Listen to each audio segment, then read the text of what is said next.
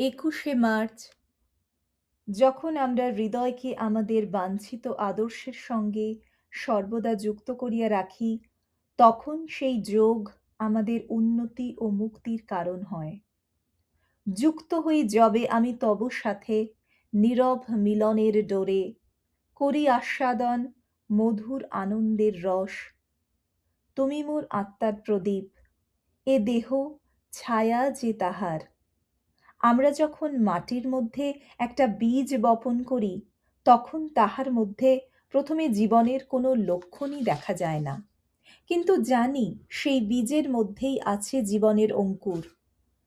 আমরা যদি তাহার যত্ন করি, তাহাতে জল সেচন করি, তবেই সে অঙ্কুর জীবন্ত হইয়া মাটির উপর ফুটিয়া ওঠে।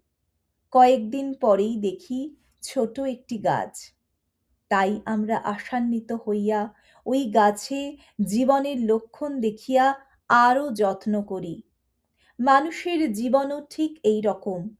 হয়তো তাহার বুদ্ধি কম, তাহার অনুভব শক্তি জাগে নাই, তবু আমরা তাহাকে যত্ন দিয়া পুষ্টি করি, তাহার ভিতরে সবলতা আনি। এইভাবেই আমাদের সাহায্যে সেও দিন দিন বাড়িয়া ওঠে।